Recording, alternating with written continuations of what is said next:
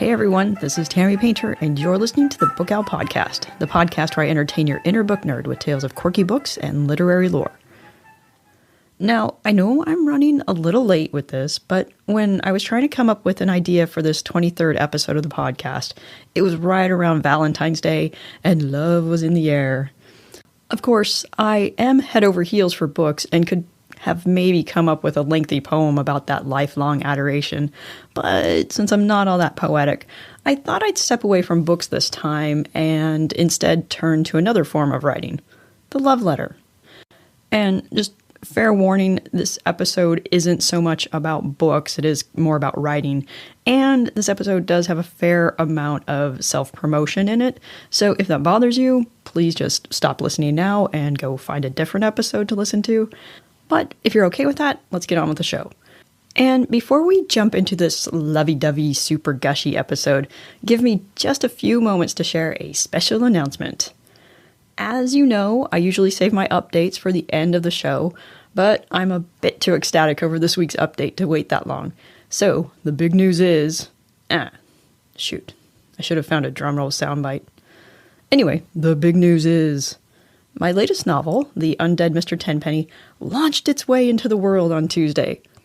The book is available on all major ebook retailers, including Amazon, Apple Books, Barnes & Noble, Kobo, Tolino, and on my very own PayHip bookstore, for slightly less than you'll pay at other places. It's not a huge discount, but, you know, any little bit helps, right? The book is also available as a paperback. I know Amazon has it, and if it isn't already, it should be showing up on other retailers soon. I don't want to gobble up too much time here, so I'll wait until the end of the episode to, gush a little bit more about the book and read you the description and share some reviews from a few people who have already read the book and who truly gave me the confidence to go ahead with the publication of this novel. So, more on that later. And of course, whenever you're ready to go do some book shopping, the links and details you need are going to be in the show notes.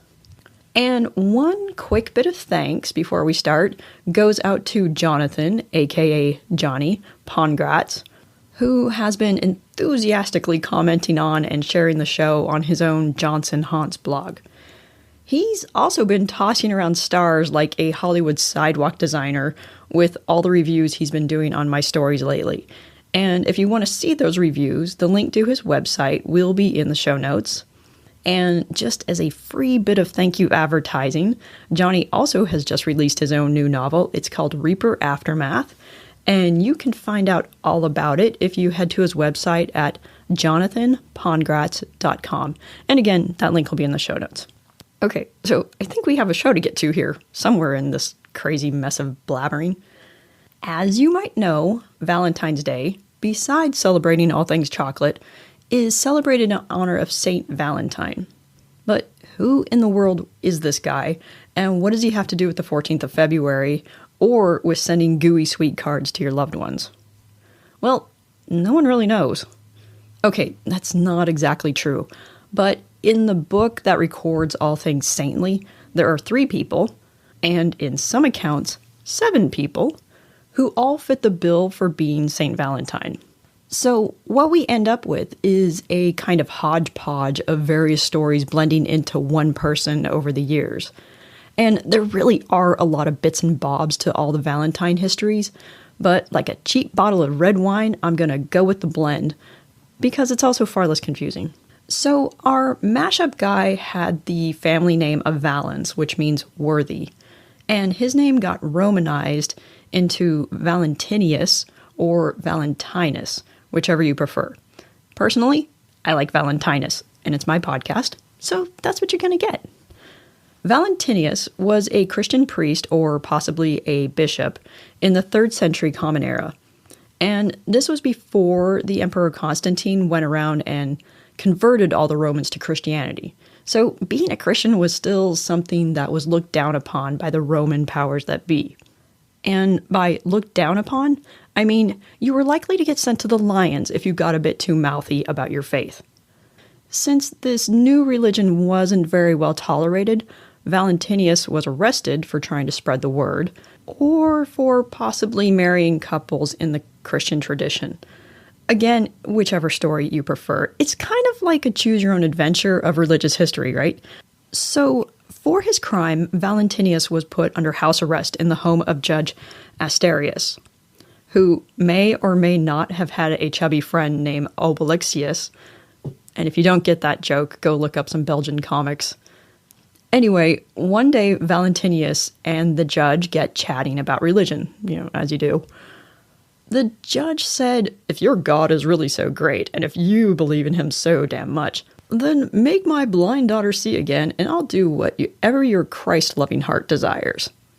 And that's not an exact quote, by the way. So, of course, voila! Valentinius makes the blind girl see, the judge converts to Christianity, and he sets all his Christian inmates free, including Valentinius. Not quite understanding what a lucky break he's gotten, Valentinius goes back to his rebellious ways and starts trying to convert people all over again. The emperor is having nothing to do with this, and he arrests Valentinius again. But as with the judge, the two get to talking. These people seem to have a lot of conversation with their prisoners. Anyway, the emperor finds out he kind of likes this Valentinius guy. It's nearly a bromance in the making when Valentinius commits a huge Roman ruler faux pas and tries to convert the emperor. The emperor's like, nope, not gonna do it, and sentences Valentinius to be beaten and beheaded. And, as the legend goes, while Valentinius is waiting his execution, he makes friends with, or possibly more than friends, with the jailer's daughter. On the night before his death, he writes her a note, thanking her for her kindness, and signs it, Your Valentine. But, except like in Latin. Or so the story goes. See, none of the records have Valentinius writing that infamous note.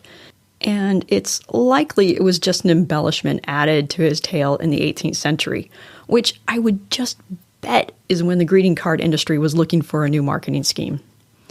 Anyway, so Valentinius was executed on the 14th of February, 269 Common Era. Not era, sorry. He was made a saint, and I think this was in 496, if I'm reading things right. Sometimes I don't. But his saint's day, and yes, that would be Valentine's Day, really wasn't seen as much more meaningful than any other holy day for at least another 500 years. Because it's not until sometime around the years 1100 to 1200 that the day actually becomes a time to celebrate love and to give your sweetheart a token of your affection, including handwritten love letters. Because, there probably were no Hallmark stores yet. And just as a little side note to this, in Eastern Orthodox Christianity, Valentine's Day is celebrated on the 6th of July. So if you've forgotten to get your sweetie something special this Valentine's Day, you can always try to point out that you're really not late. But do so at your own risk, because that excuse might earn you a smack upside the head. Alright, so this whole Valentine and his letters and all that got me wondering about famous historical love letters. And this did end up being a fun bit of research. I know this isn't exactly book related, but as I said, it is a form of writing, and so it does fit with the theme of the podcast. And there were a ton of examples of famous letters, but I'll just run through a handful, then we'll get to the gushiest, the most dramatic one, which is also the oldest love letter written in English. So, one of the oldest love letters is actually in the Bible. And I know this seems like it's turning into a very religious episode, but I promise it stops soon. So this love letter is the Song of Solomon, and that book of the Bible is basically just one long and at times pretty damn sexy love poem. And it does get pretty gushy at some points, and here's just a little example. Behold, you are beautiful, my love. Behold, you are beautiful. Your eyes are doves. Wow, that's like way better than thinking about all the stinky animals on Noah's Ark, right? Anyway, so moving on. Amongst the famous couples of the world, we have Napoleon and Josephine. Napoleon was gobsmacked by Josephine the moment he saw her, and as a young lieutenant, he wrote to her obsessively. And for her part, she barely replied. I mean, quite the coquette, our Josephine, huh? In one letter, he writes, "A few days ago, I thought I loved you, but since I last saw you, I feel I love you 1,000 times more. I beg you, let me see some of your faults. Be less grand, less graceful, less kind, less good." Yeah, Joe, if you could just suck a little bit, I wouldn't be so tormented by loving you. Nah, who are we kidding? He'd probably just love her all the more. Another very famous love letter made even more famous by a movie starring Gary Oldman is Beethoven's Immortal Beloved Letter. We still don't know who he wrote it for, but man, this guy had it bad. He writes, "I can only live either altogether with you or not at all. What longing and tears for you, you, my life, my all. Farewell. Oh, go on loving me, never doubt the faithfulest heart of your beloved L. Ever thine, ever mine, ever ours." Oh, sorry. Is it getting warm in here? Okay, we better stop reading these. Okay, so the oldest love letter written in English was in fact a Valentine's Day letter written in 1477. It comes from a collection of correspondences of the Paston family, and the whole collection gives a really good glimpse into life in England at that time. And in the show notes, I'll include a link so you can see the actual letter itself. It's written by Marjorie Bruce to John Paston, who is her fiancé. And this letter, it's so gushy. I wonder if Marjorie might not be a bit embarrassed that we're reading it to this very day. In the letter, it seems like something has come up that maybe her dad isn't cool with the engagement, but Marjorie will never give up on her John. She's actually a little scary. She writes, and I'm pretty sure this is how she would have said all this if she was actually reading the letter out loud. "Unto my right beloved Valentine, John Paston, Squire, I am not in good health of body nor of heart, nor shall I be till I hear from you. For there knows no creature what pain that I endure, and even on the pain of death I would reveal no more." I mean, seriously, this chick is dramatic. She goes on saying that her mom has been pleading their case, but she's been getting nowhere for her efforts. But this won't deter our Marge. "But if you love me, as I trust verily that you do, you will not leave me therefore. For even if you had not half the livelihood that you have, I would not forsake you." So basically, even if he's poor, she'd still want him. Then, even though she says her friends have tried to dissuade her from making this promise, she swears, "And if you command me to, keep me true wherever I go. Indeed, I will do all my might you to love, and never anyone else. My heart bids me evermore to love you truly over all earthly things." Finally, and quite dramatically, she concludes, "And if they never be so angry, I beseech you that this bill be not seen by any non-earthly creature, save only yourself." And this letter was written at Topcroft with a full, heavy heart. Yeah, I don't know, John. She sounds a bit clingy. Just saying. Anyway, that is it for love letters, one of the sappiest but most endearing forms of writing that anyone can do, if they dare. All right, as promised, it's time for more about my book release. And speaking of love letters, I just have to give a big old hunk of love to my early readers. As you know from earlier episodes, I had lost a lot of confidence in the Undead Mr. Tenpenny, but I pushed through and sent it out to some brave readers. And they didn't hate it. In fact, they loved the humor, the characters, and the storyline, and they really truly gave me the final push to actually release the book. Basically, those reviews were more meaningful than any love letter I've ever gotten. So if you ever think a review doesn't matter, think again and go and leave that book review.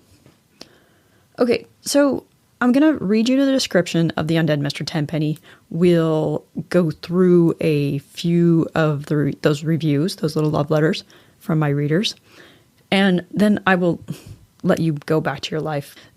And there's also going to be links in the show notes to some videos to celebrate the book launch, just in case you want to see the face behind this voice. And of course, there's also going to be links to do a bit of book shopping. Okay, so the tagline for the book is, "Work at a funeral home can be mundane until you accidentally start bringing the dead back to life." And the description reads, Cassie Black works at a funeral home. She's used to all manner of dead bodies. What she's not used to is them waking up, which they seem to be doing on a disturbingly regular basis lately.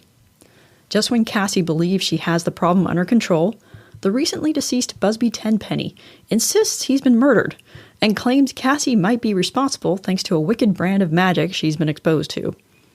The only way for Cassie to get her life back to normal is to tame her magic and uncover Mr. Tenpenny's true killer. Simple, right? Of course not. Because while Cassie works on getting her newly acquired magic sorted, she's blowing up kitchens, angering an entire magical community, and discovering her past is more closely tied to Busby Tenpenny than she could have ever imagined. If you like contemporary fantasy with snarky humor, unforgettable characters, and paranormal mysteries such as Ben Aronovich's Rivers of London series, you'll find it hard to pry yourself away from this first book of the Cassie Black Trilogy. And now I'll quote just a few of those review love letters before we get out of here.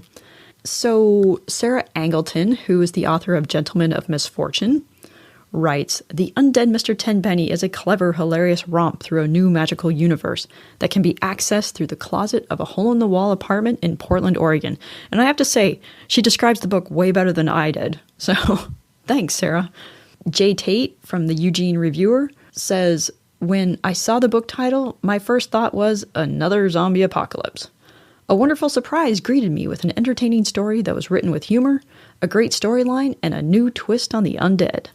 And from another author, Bertold Gambrel, author of Vespasian Moon's Fabulous Autumn Carnival, which is a great story, I will admit to that. He writes, "Suffused with dark humor and witty dialogue of the sort that Painter excels at. A fun read for anyone who enjoys fast-paced, somewhat snarky, somewhat twisted fantasy adventures." Again, describing it better than I could.